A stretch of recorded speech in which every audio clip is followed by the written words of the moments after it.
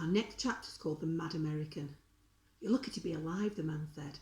It was 2 days later. I don't want to tell you about those 2 days.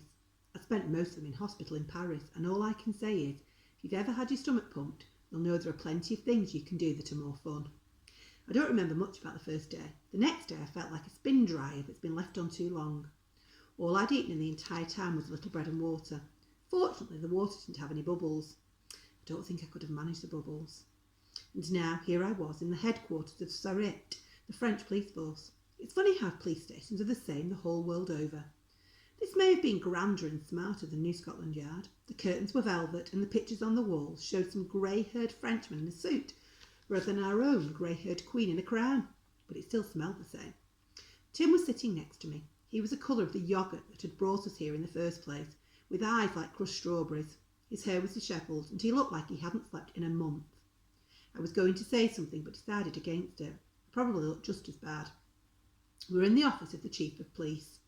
I knew because I'd seen his name and title on the door. It was on his desk too. Maybe he was worried he was going to forget it.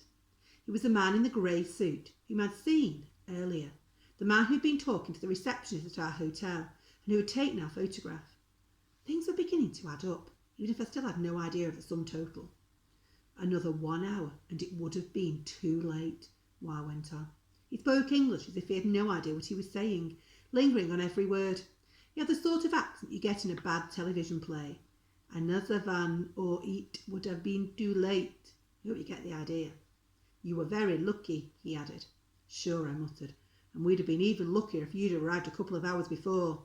Wah shrugged. I'm sorry, he said, but his dark empty eyes looked just about as apologetic as 2 lumps of ice. We had no idea you had been taken, he went on. Who are you? Tim demanded. You call yourself the Chief of Police, but what exactly are you about? I am head of the police force. I am the head of a special unit fighting the traffic in drugs. I completed the sentence. Exactement. I have to say that you and your brother seem to have turned up in the wrong place at the wrong time. If I hadn't been watching you, you were at the hotel, I said. I saw you outside. You had a camera. Is that your hobby, Tim asked? Photography? Christian Moore stared at Tim with his narrow eyes. He obviously hadn't ever met anyone quite like him before. Le Chagrin has been under surveillance, he said. Perhaps I should explain. Perhaps you should, I said. Moore lit a cigarette. It's a funny thing about the French. Not only do they all smoke, but they smoke the most horrible cigarettes in the world. Forget about the health warnings on the packet. The smoke from that cigarette was so thick you could have printed it on that. For some time now, he began, we have been aware of a drug smuggling operation. Somebody has been moving drugs to London, using the trains under the Channel.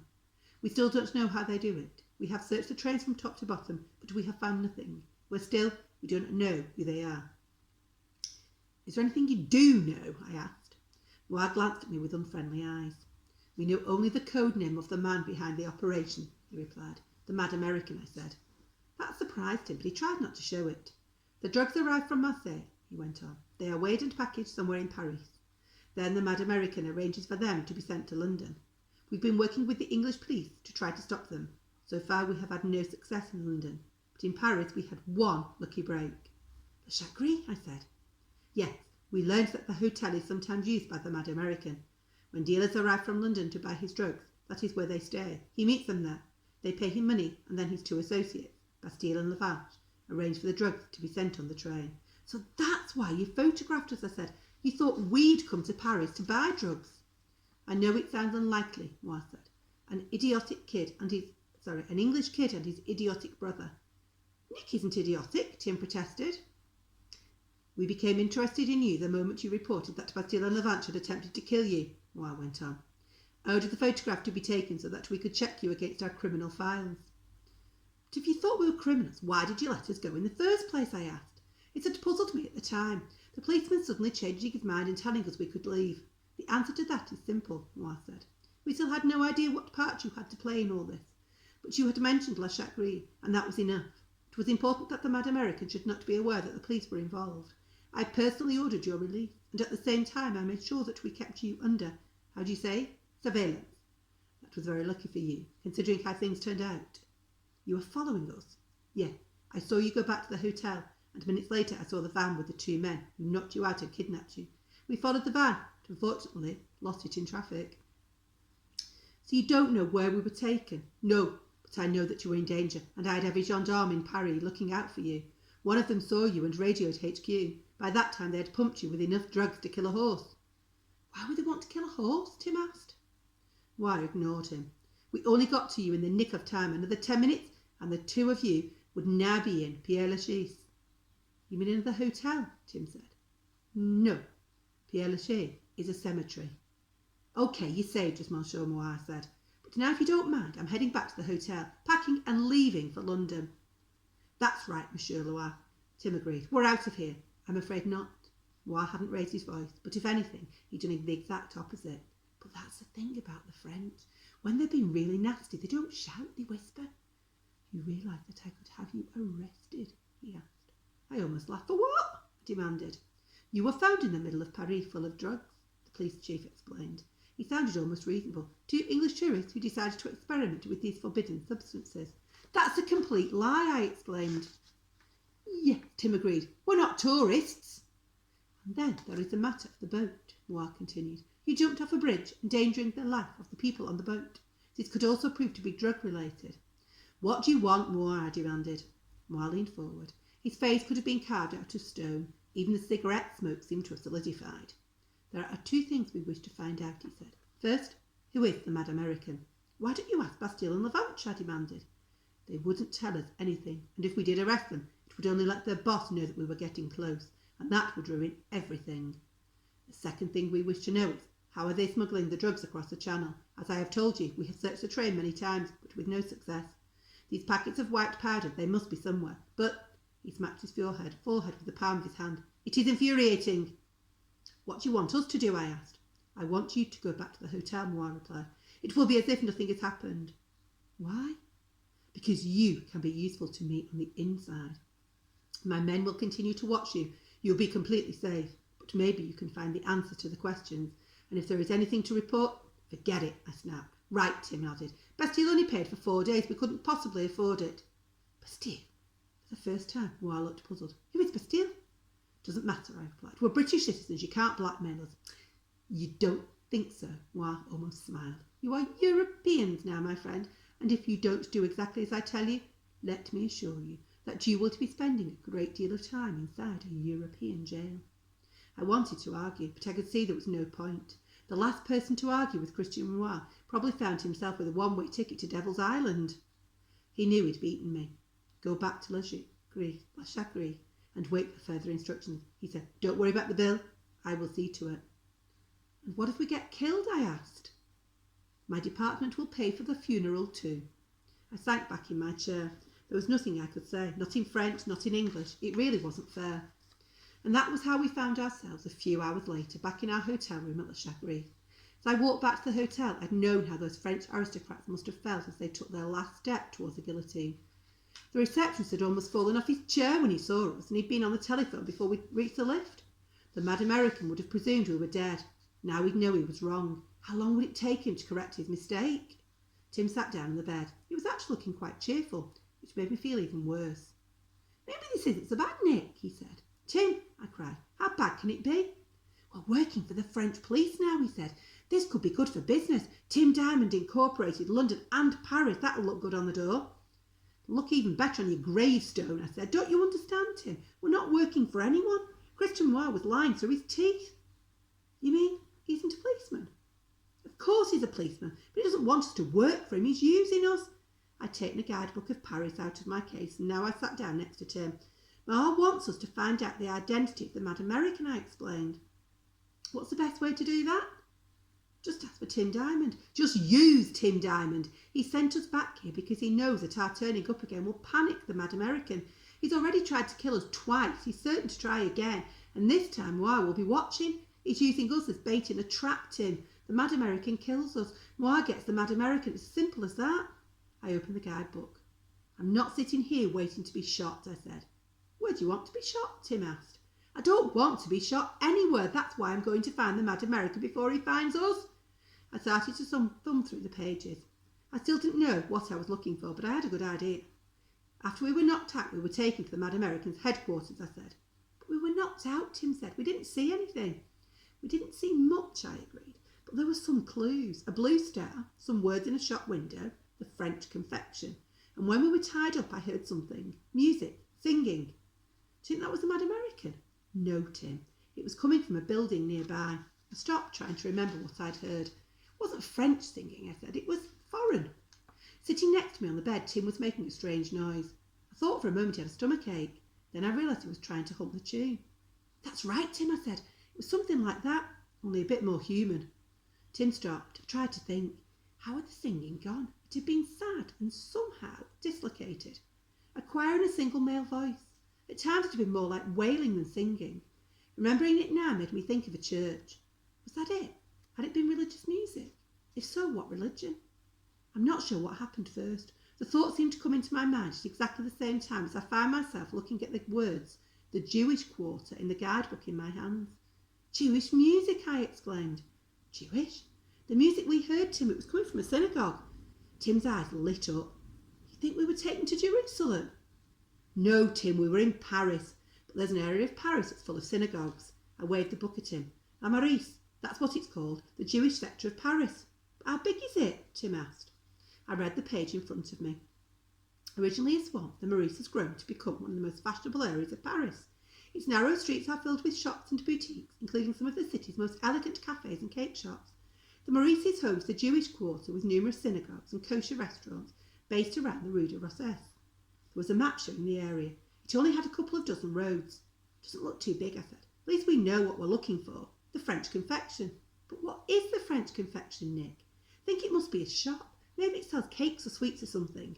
But once we've found it, we'll know we're right next to the factory. Find the sign and we'll have found the Mad American. And then we call Moir.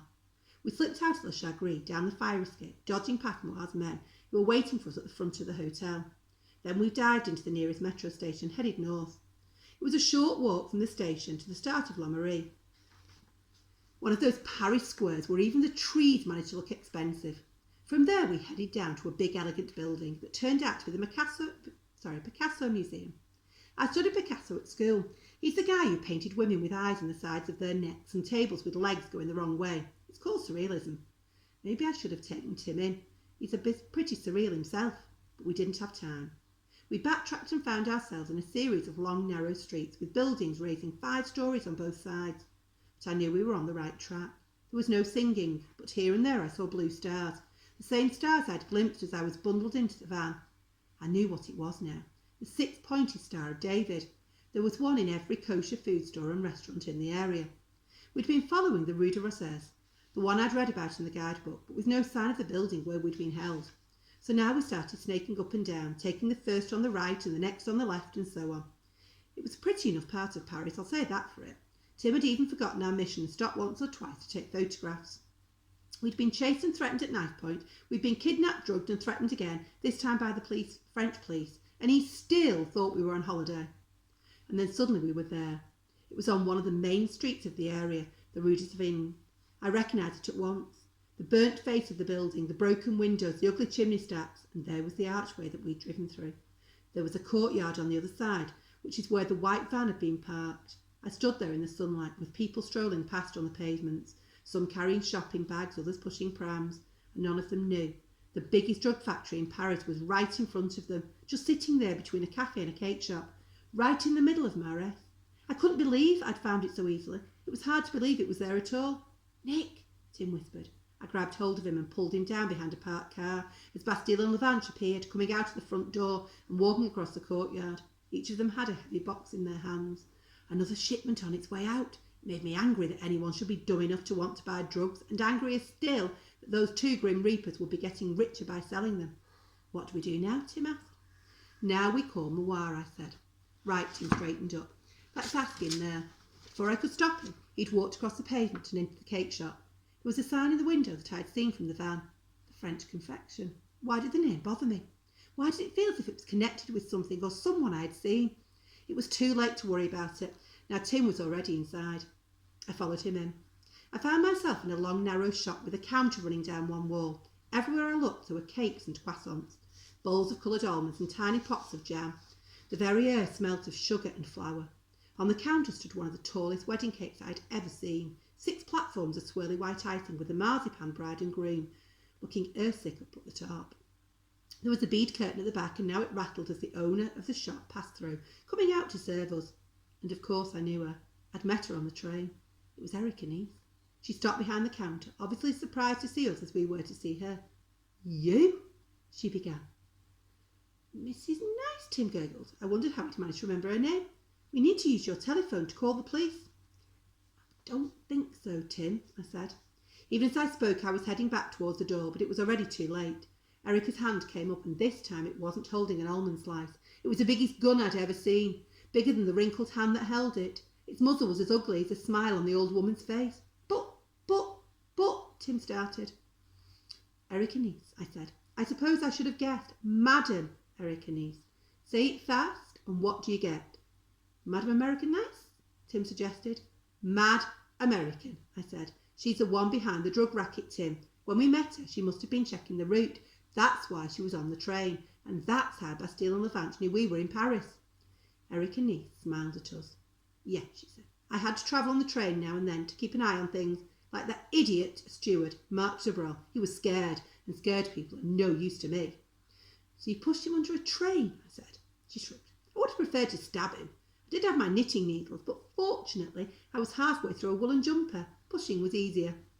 "And what now?" I asked. I wondered if she was going to shoot us herself or call her 2 thugs to finish the job. At the same time I took a step forward, edging my way towards the counter and the giant wedding cake.